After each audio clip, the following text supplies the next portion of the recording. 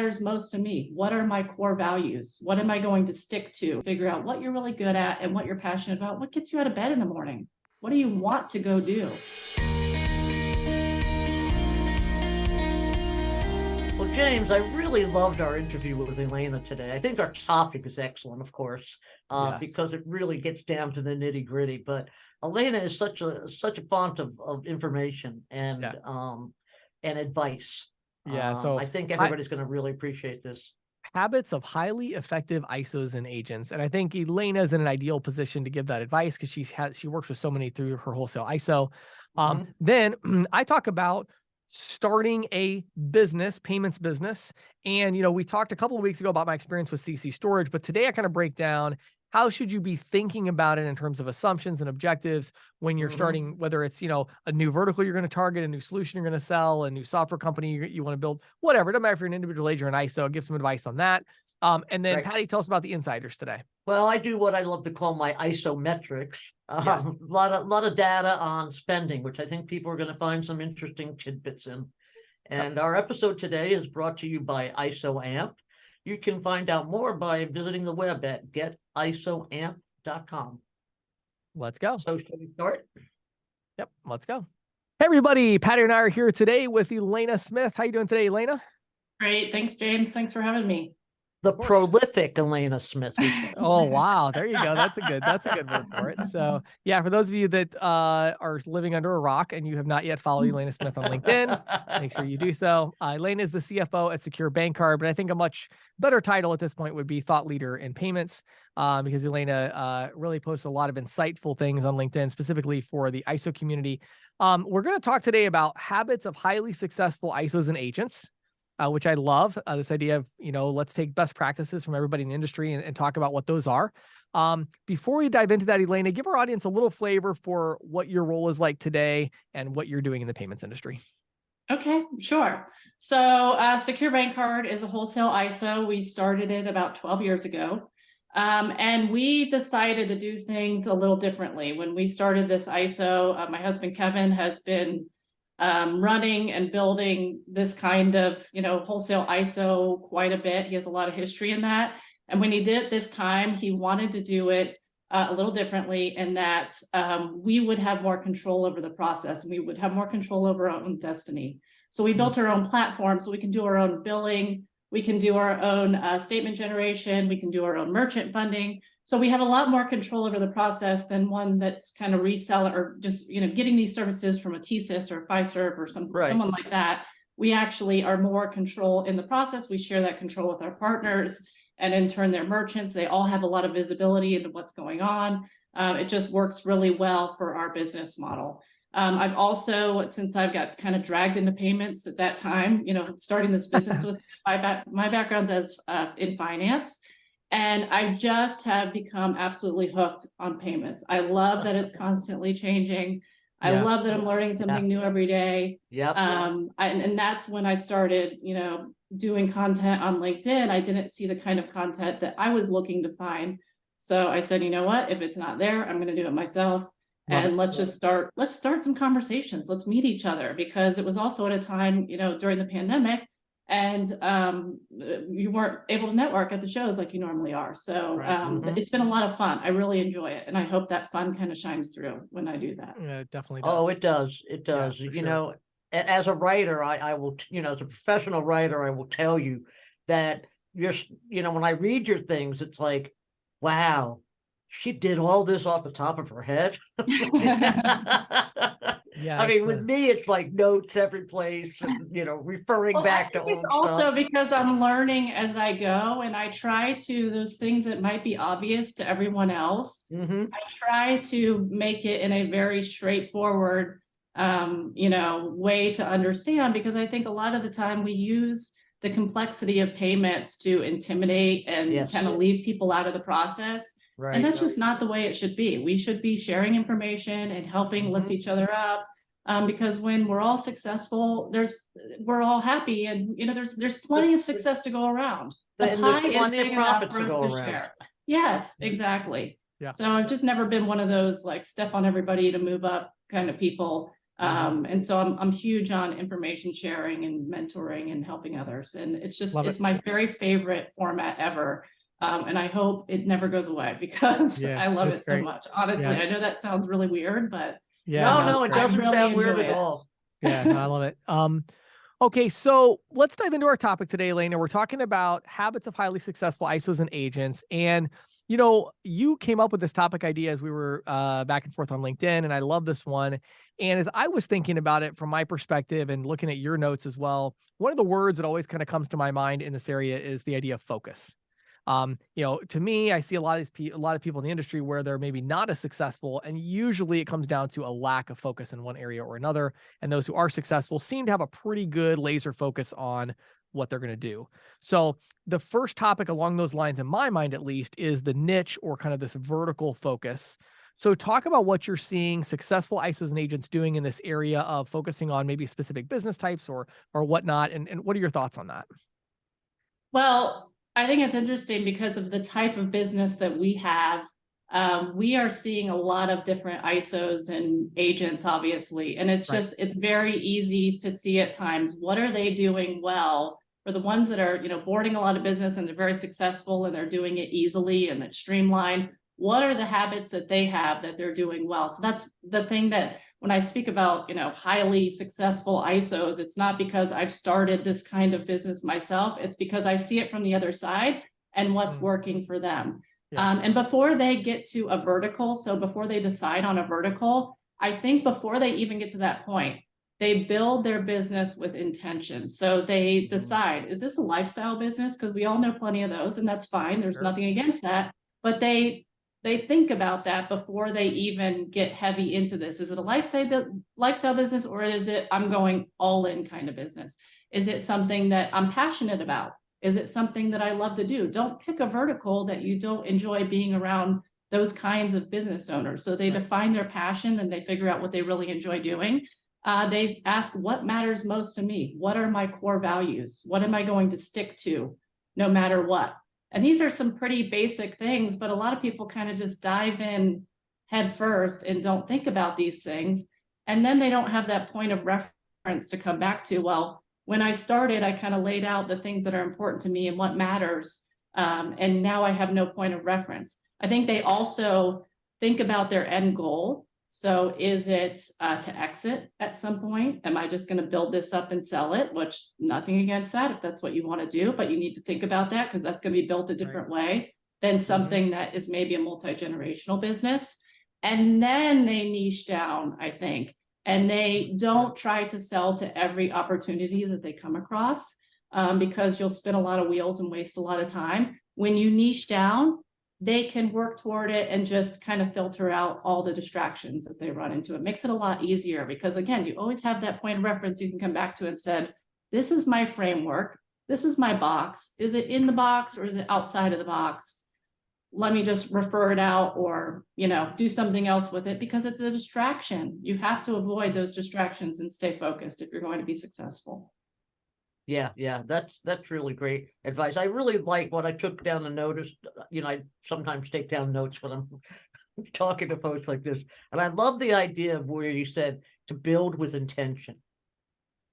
Because I think a lot of people do go into this business thinking, well, I'm just going to make a bunch of money and, there's not an intention behind that. And when there's not an intention behind it, you may get a lot of, in my opinion, you may get a lot of sales, but they're not going to stick around. No, it's not sustainable. So I think that makes such a huge difference. And it doesn't have to be a multi-day workshop. You just have to sit down and think about what is important to me and what am I planning to build instead of just starting to throw things up and it's all an income stream. And then see what falls in place, right? Yes, exactly. That's okay. I think when you're in the beginning, when you're trying to find something that you're really interested in and something that you really feel a connection to. I think for sales agents, especially as they start out and they're just getting trained up on how to work. And I think they could go into restaurants and they could go into retail and see what solutions they love to place. What am I good at? And then you focus down once you figure out what you're really good at and what you're passionate about. What gets you out of bed in the morning? What do you want to go do? Right.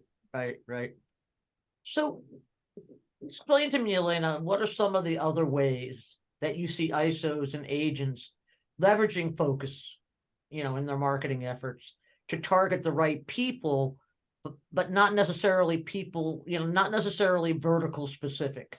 Right. I think they think in terms of one-to-many instead of adding one merchant at a time. And that can happen a lot of different ways. So one of the ways is they could have a relationship with a wholesaler or a trade organization. So I'm going to go to a wholesaler that specializes in a certain industry, or I'm going to go to a trade organization that specializes for a very specific niche. They could have a relationship with an e-commerce developer, or even better, a development group. They could, I've seen a lot of really successful agents start their own social media communities where it's a local area. So maybe they're focused on a local area and a certain kind of business, and they start their own community. And then they're spreading their message to a lot of merchants at one time. It's the sales part of it. And then it's also okay, now I know exactly who I'm serving, and I can focus on serving them in exactly this way, and they can streamline their process a little bit. Also, what we're seeing right now is the integration with software vendors, and especially to a certain industry. That's a huge thing. So I think the steps are, you define the niche. So figure out where it is that you want to be. You understand your ideal customer in that niche. What do they look like? What are they looking to buy? What are the solutions they need? What are the problems they have? Where can you find the highest concentration of those customers in that niche? So you're going to one pond and you're fishing from that one pond to find them all. You become deeply embedded in that place. And this is where relationships are everything. You form relationships in that place, wherever it's going to be. You're selling to many at that point instead of one. And then once you start to board the business, you create a process so that you're boarding it in a similar way every time. So if it's very specific, you can even get specific about the pricing. So you're not having to, create the pricing every single time, because that's where a lot of errors happen. Or the boarding files, you can create templates for that. Streamline the process so that you can get this business up very quickly and with success, so that you don't have the human error component. And you can be successful in just that's your first impression. You want that to be right. So how can you make that as smooth as possible for them once you find where you're going to go get all those merchants? Yeah, I think it's interesting, Elena, because I think, one of just the core concepts that people in our industry struggle with sometimes is that there's no escape from the fact that variation, inevitably is going to be the enemy of efficiency. Right. So if you're trying to sell 15 different solutions to 25 different types of merchants, you're not going to be able to hold all that in your head.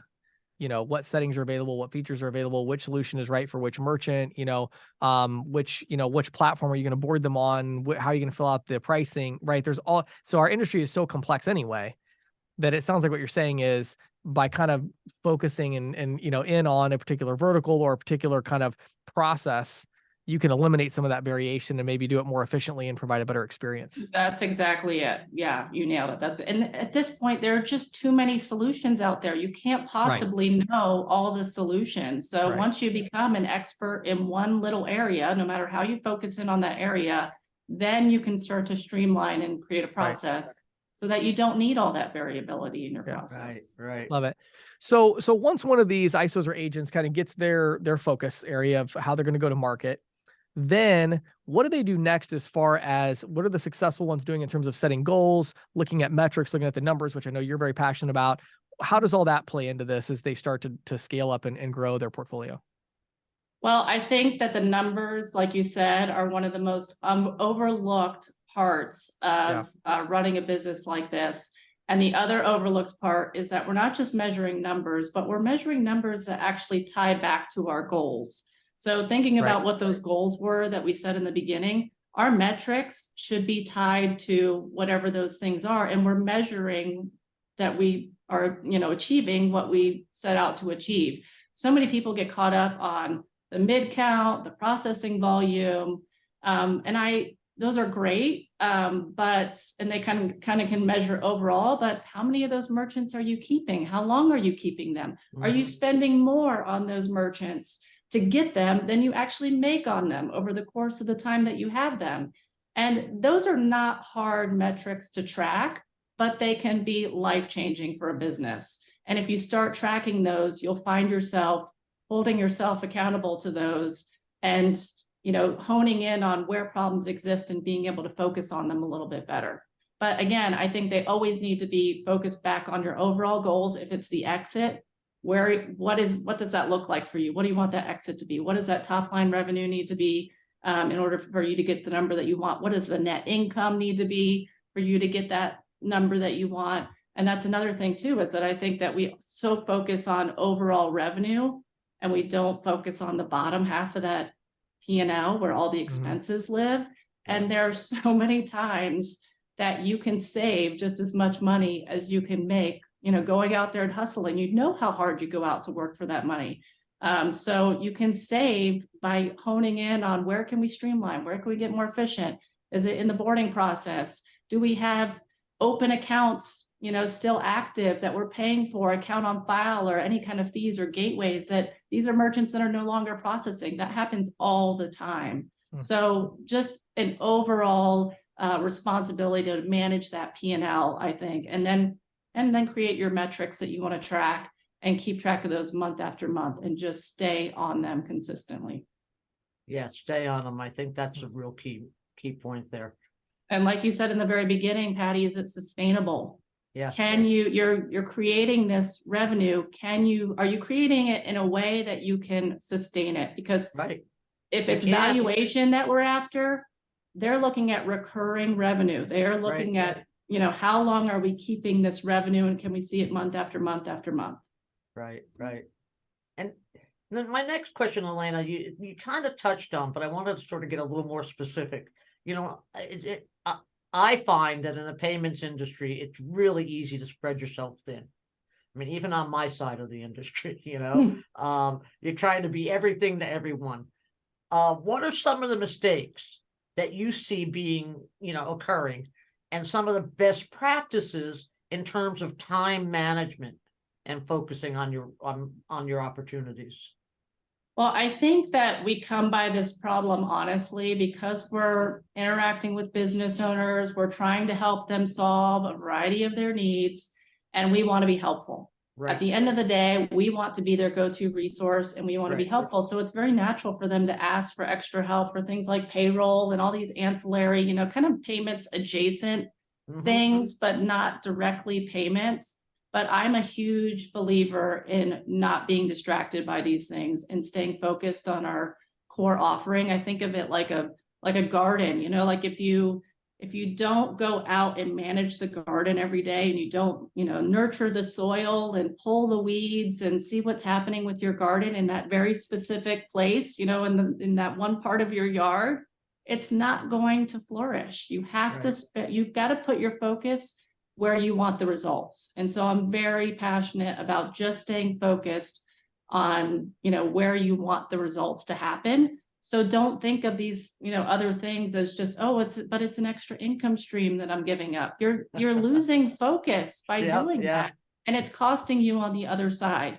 As far as time management skills, I struggle with it myself. I wish I had some kind of secret to tell you, but I just try to stay aware of what am I trying to build here? What do I need to stay focused on? And as things come in that are a little outside of what we really do and what is our core offering, I try to be mindful of, is that part of our core offering, or is shopping for POS solutions for someone probably not what a wholesale ISO needs to be doing? I want to put up MIDs. I want to process them efficiently and accurately every day.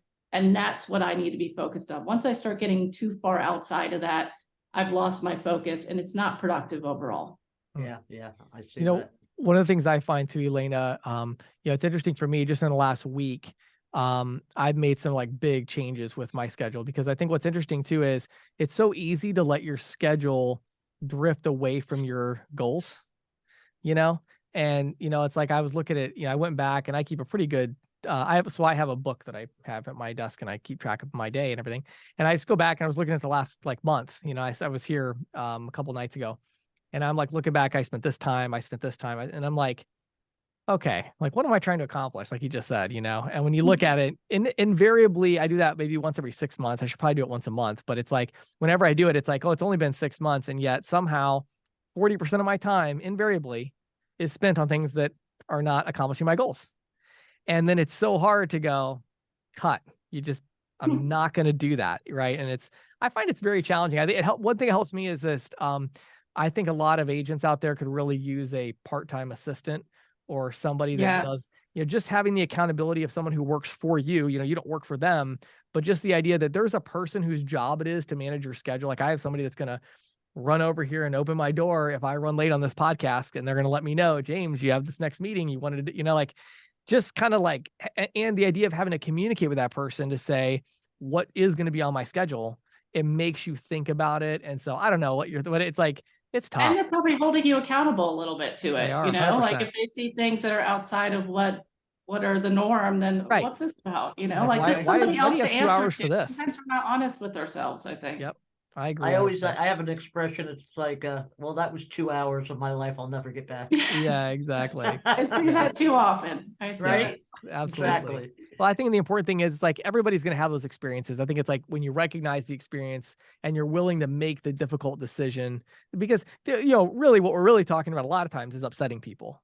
I mean, honestly, I think most of bad time management is about upsetting people. Sure. It's like people pleasers. Yeah, I don't want this person to be upset with me, and I mean, I fall into that trap as much as anybody else. And it's like, oh, I really want this person to like me, that person to like me. And you're like, well, wait a minute though. I can't spend 45 minutes, a day trying to get this. No, we can't do that. Like, hold on, you know what? Done. And then you gotta regroup and say, okay, I got off track a little bit, and be willing to change your schedule. Okay. So I had one last one for you, Elena. So as we think about this concept of focus, one thing that I find agents and ISOs tend to struggle with a bit is this idea of kind of shared objectives. So it's like, okay, they made the sale, and then it's almost like, what happens next? We're still, even though we're selling point of sale or whatever, integrated payments, we're still kind of in this standalone terminal world or mindset of like, I sold it. All right, I'm done. Move on. Talk about what you're seeing these agents do in terms of shared objectives with the merchant, and how are they adapting to this new reality where payments is a bit more complex than it was? Like, how are they adapting? Yeah. I think that the most important thing here is that we have to think about selling a little differently than we have in the past, because before it was just the terminal, before it's just a, plug and play, place whatever there. Mm-hmm. And that's just not now in this time that we're in, that's not a very sticky experience with them. Mm-hmm, mm-hmm. So I think that if we position ourselves a little differently and we focus on two different things, which are, how do we save them time? Because as business owners, especially if we're talking about mom and pop kind of business owners, they are desperate to, like we were just talking about, manage their time. They are, running on all cylinders, and they're pulled in a million different directions. So how can we save them time if it's with the POS by helping them manage their business more efficiently? There's so many cool bells and whistles on these POSs that actually manage their business functions for them.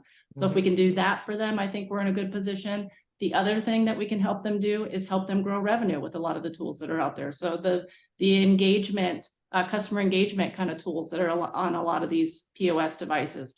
And those kinds of things help us form these sticky relationships with merchants. And if we do that, I think that we're going to have more referrals than we know what to do with if we position ourselves in that way. And again, I also come back to operational efficiency, because if we can do that, sure. If we can give them like self-service options where they can get the day-to-day things. It's kind of surprising to me that some merchants out there still don't have daily visibility into their batches, transactions, and deposits. And if it's true, I can't, that exists out there. And everything that they need basically to be able to reconcile their daily business. Then that frees up our time to be able to give them that white glove support that we want to give them. Yeah. Take away the mundane kind of tasks and build it in somehow so they can get what they need. They can get done what they need to get done. And then it frees us up so that when the phone is ringing, we have time to answer it. And we're not answering yes, I see your batch that was $500 and it should have deposited on this date, because they can actually go in and get it themselves. Right. People would rather not call. They would much rather just Yes, be able to see yes. the information. You know, it's funny too, because I think a lot of people, it's like, oh, I provide really good support. I need to hire so many people. And it's like, well, you need to have enough people to cover the calls, but remember, every call is kind of a failure from the beginning, right? That's the Like way I look at it too. there is no vendor today that I want to call. No one. Right. You know, Right. I may have to call one of them because they didn't provide me the information I needed without calling them, but if I have to call them, that's a problem. So anyway, I love that. So Elena, it's always such a pleasure having you on the podcast. I love your insights. you. We need to get together again soon and cover some other topics. But for right now, for those who want to learn more about you, want to learn more about Secure Bank Card, where would you send them? Okay. To learn more about Secure Bank Card, I would go to the website. It's Secure Bank Card, bancard.com. And we've got some great, background on the company, how we came to be, what we try to do, and how we try to help. Of course, you can find me on LinkedIn, probably is the best place to find me. I do check the messages there. And I'll just also say that I love to post this content, but I love it even more when people actually engage with the content Right. and start conversations. Even if you don't agree, it's okay. I love that actually, because it challenges me and I always end up learning something more. So it's not just about being on LinkedIn for the likes and the views. I love the conversations that start there. So Right. Yeah. find me on LinkedIn, and let's talk about payments. Awesome. Thank you so much, Elena. I Excellent. appreciate your time. Yeah, thank you. So our episode today is brought to you by ISOAMP. You over to getisoamp.com, the leader in full service statement analysis. And Patty, I thought today I would talk about why do we call it full service statement analysis? Right. Okay. Right. Well, one of the stats that I find most interesting is that when it comes to statement analysis, the 80-20 rule applies. And what I mean by that is anybody who's analyzed a lot of statements, we get hundreds of statements a day, Right. they will tell you that 80% of the work is taken up with the 20% of the statements that are the worst ones. Sure. What Right, the we've ones that actually you can't found, read. yeah, but you know what we found actually, Patty, is the 80-20 rule actually doesn't define this business. It's Oh. actually a 92-8 rule for us. Wow.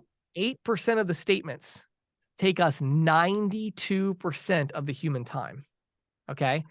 And so what that tells you is when you think about automation, AI, all of these things, we leverage all of that. Right now, I think in the last 2 weeks, our percentage of fully automated has doubled in 2 weeks. Now that won't continue very many more times, but we just rolled it out a few months ago. Sure. But when it's fully automated, it's taking an average of 2 seconds. But what's interesting is there's all these other statements that we turn around in under like 2 minutes. Right. Because, it's a first data statement. There was this one fee that we didn't know what it was. A human has to take a quick look at it and then we send it off, right?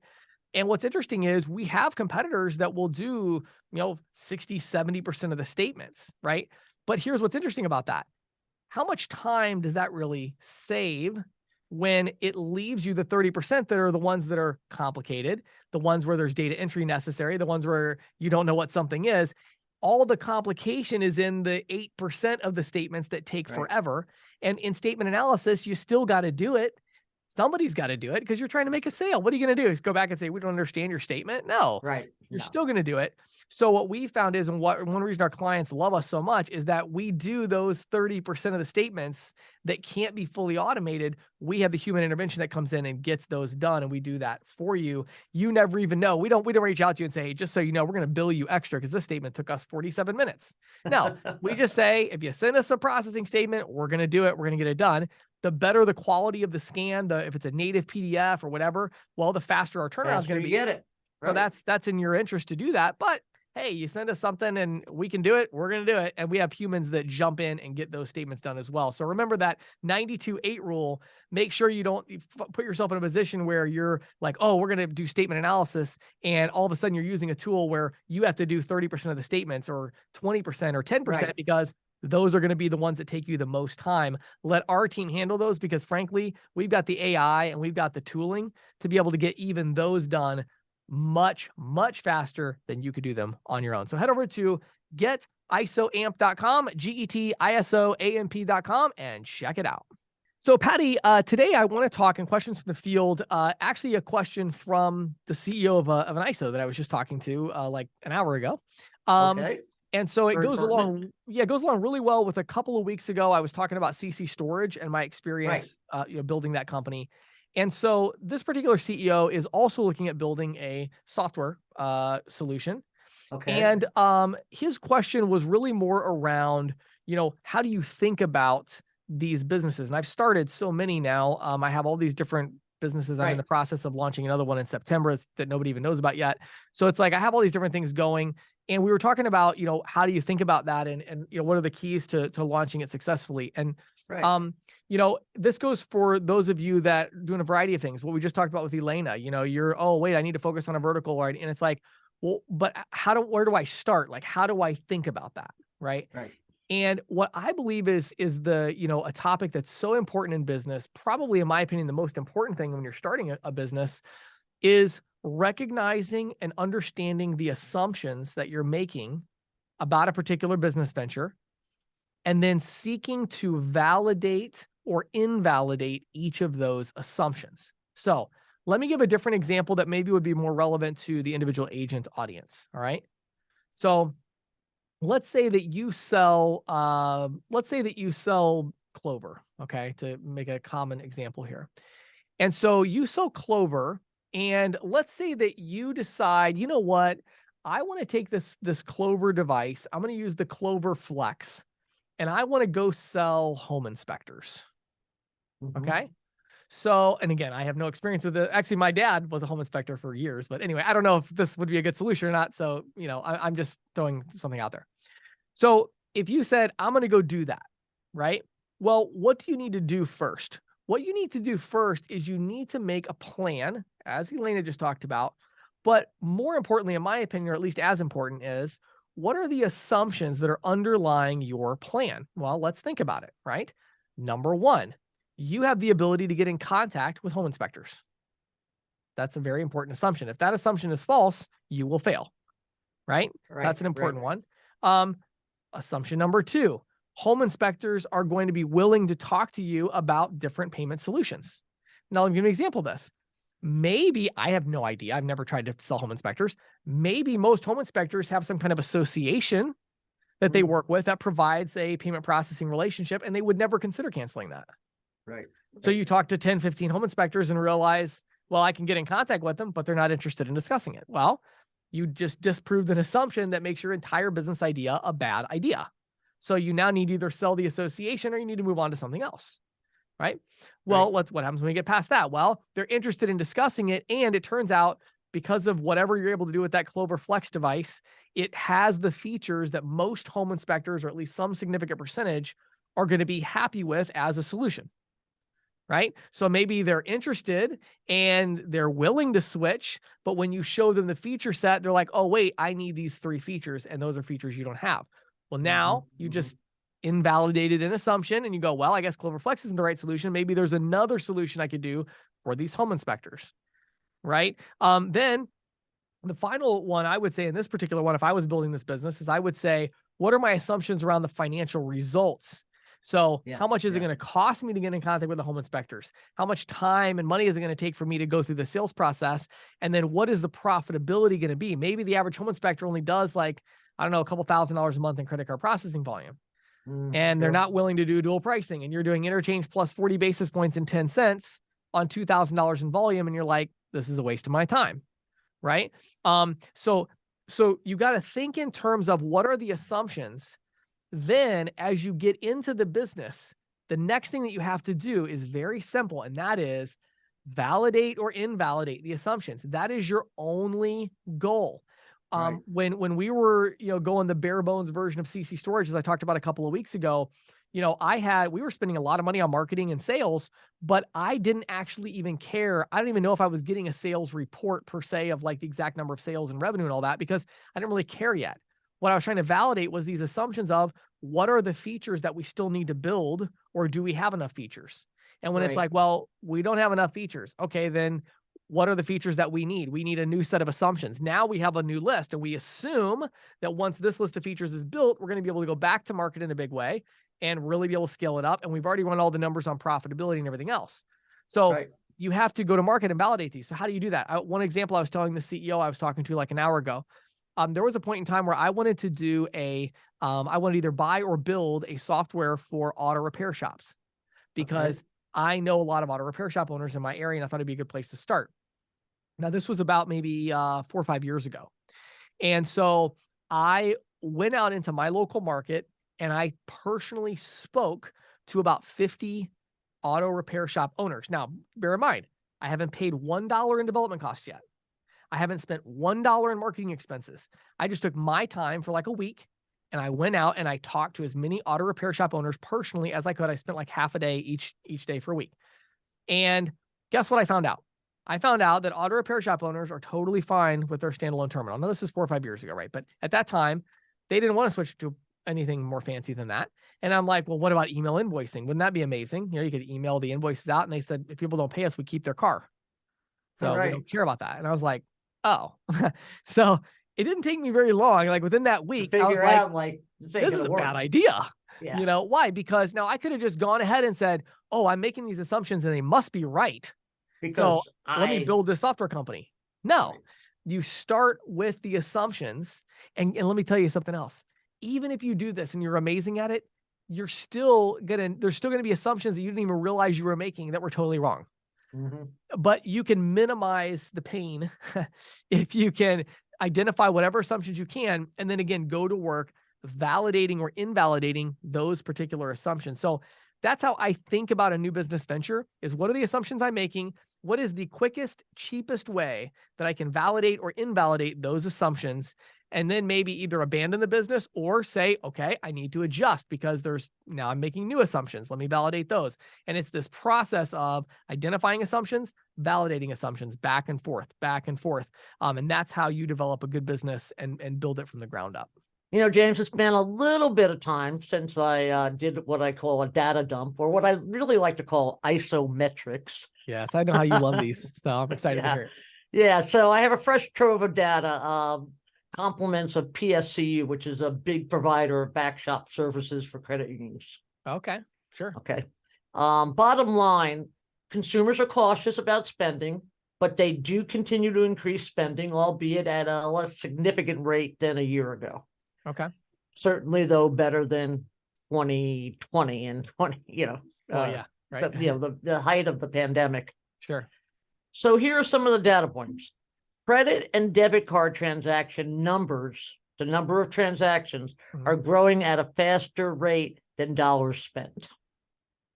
That's interesting. So the average ticket size is dropping a little bit. It's dropping, right? Huh, interesting. Okay. And that was for credit and debit? Credit and debit. So I'm just going to go, here, give you an idea. Credit purchases were up 3%. So the purchases, debit was up 4% year over year for March. Okay. The average purchase amount for credit was $73.63, which is down 2.2% year over year.